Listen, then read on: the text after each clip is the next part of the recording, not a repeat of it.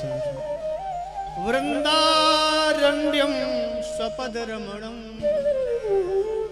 कहते हैं भगवान श्याम सुंदर गौओं के पीछे पीछे चलते हैं, आगे आगे लाखों गाय और पीछे पीछे भगवान श्याम सुंदर बांसुरी को बजाते हुए चलते हैं।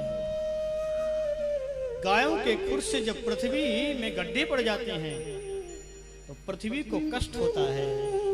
जब पृथ्वी को कष्ट होता है गायों को खुर से, तब भगवान पीछे से गायों को खुर को मिटाते हुए अपने चरण कमलों से मलहम पट्टी करते हुए पृथ्वी माँ को और बांसुरी बजाते हुए वृंदावन में प्रवेश करते हैं। वृंदारण्यम सुपद रमणम प्राविशत गीत कीर्ति। ब्रज में रहने वाली जितनी भी गोपांगनाएं हैं, गोपियां, भगवान श्याम सुंदर की बांसुरी को सुन करके सब अपने अपने कार्य को छोड़ करके और ध्यानस्थ हो जाते हैं।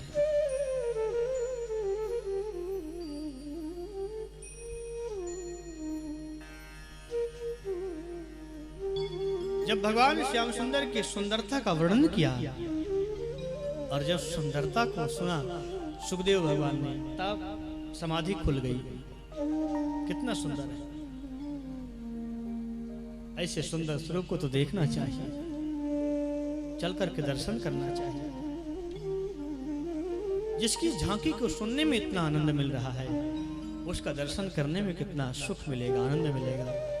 शिष्यों से बोले आगे बोलो, आगे सुनाओ ना, आगे कैसे हुआ, क्या हुआ। शिष्यों ने कहा आगे तो हमें आता नहीं, अगर आपको सुनना है तो अपने पिताजी के पास में जाइए, उनके पास में तो ऐसे 18,000 मंत्र हैं। फिर सुखदेव जी मन में सोचते हैं, बोले अगर सुंदर होंगे तो होंगे, अपने लिए सुंदर हैं, हमें क्या मतलब सुंदरता से। पुनः समाधि लगा करके बैठ गए। शिष्यों ने कहा अच्छा, सुंदरता का कोई भी जादू नहीं चला।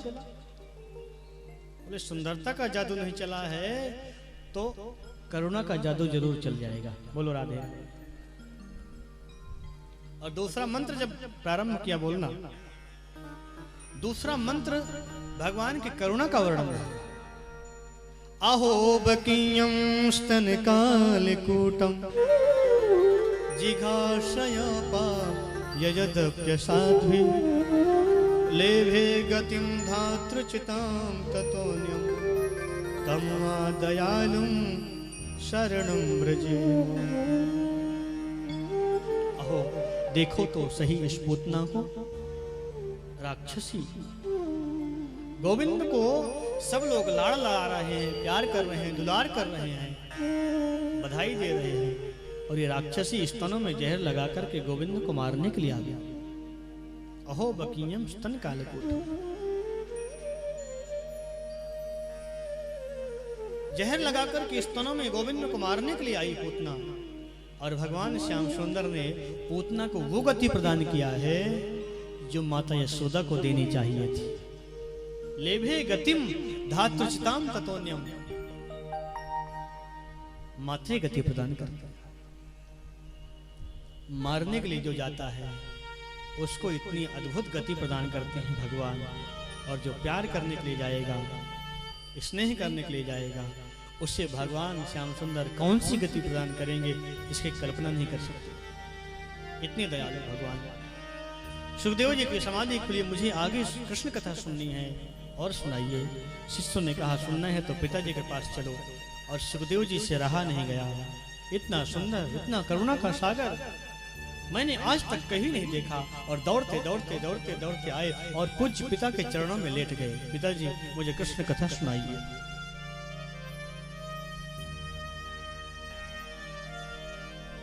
वेद व्यास जी कहते हैं बेटा कथा तो सुनाएंगे, लेकिन भागवत सुनने से पहले वेदांत पढ़ना जरूरी है। बोलो राधे राधे। भागवत पढ़ने से पहले वेदांत पढ़ने की आवश्यकता है। वेदांत का मतलब, वेदांत जब व्यक्ति पढ़ता है तभी उसको ज्ञान होता है ईश्वर का। वेदांती लोग कहते हैं कि कणकण ही परमात्मा है। कहीं मंदिर जाने की आवश्यकता नहीं है। बोलो राधे राधे। एक हमारे यहाँ वृंदावन में एक बड़े अद्भुत संत थे, वो हास्य विनोद में कहा करते थे, बोले वेदांती किसे कहते हैं? हमने कहा आप ही बताइए किसको बोलते हैं? बोले जिसके मुख में एक भी दांत नहीं होते उसे वेदांती बोलते हैं। बोलो राधे राधे। वेदांत का जो ज्ञान होता है सज्जनों, वो बिल्कुल सूखा होता है। जैसे उद्धव जी को ज्ञान था, गोपियों को ज्ञान देने के लिए गए वृंदावन, और जब ज्ञान देने के लिए गए उद्धव जी तो ज्ञान की गुदड़िया बन गई, और उद्धव जी गोपियों के प्रेम सरोवर में ऐसे डूबे ऐसे डूबे ऐसे डूबे ऐसे डूबे कि 6 महीने वहीं डूबे रह गए। तो वेद व्यास जी कहते हैं वेदांत पढ़ने की आवश्यकता है। और उस समय ज्ञानियों में अग्रगण्य श्री जनक महाराज विद्यमान थे, क्योंकि व्यास जी के मन में यह विश्वास है कि मेरे पुत्र ने काम और क्रोध को जीता है और भागवत सुनने का अधिकारी भी है। लेकिन मैं अगर कहूंगा संसार के लोगों से कि सुखदेव ने काम क्रोध को जीता, तो लोग बोलेंगे अपने बेटे की बड़ाई कौन नहीं करेगा। जनक महाराज अगर प्रमाण पत्र दे देंगे, सर्टिफिकेट, तो संसार के लोग मान जाएंगे। वेदांत पढ़ने के लिए भेजा।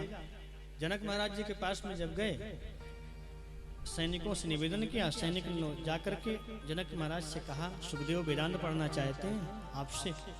जनक महाराज ने कहा जाओ बोल दो, 5 दिन तक हमारे पास कोई समय नहीं। द्वार पर ऐसे खड़े रहे, और 5 दिन के बाद जब समय मिलेगा तब पढ़ा देंगे। सूत जी कहते हैं ऋषियों, 5 दिन तक सुखदेव जी जनक महाराज के महल के द्वार पर खड़े रहे। नीचे तपती हुई बालुका और ऊपर से अद्भुत धूप, नंगे पैर 5 दिन तक। लेकिन 5 दिन जब पूरे हुए, जनक महाराज ने भेजा सैनिकों को, जाओ अगर चेहरे पर जरा भी क्रोध की आकृति दिखाई दे तो वापिस कर देना। सैनिक लोग आकर के देखे, और देख करके जब वर्णन किया जनक महाराज से, महाराज ऐसा अद्भुत संत हमने कभी नहीं देखा।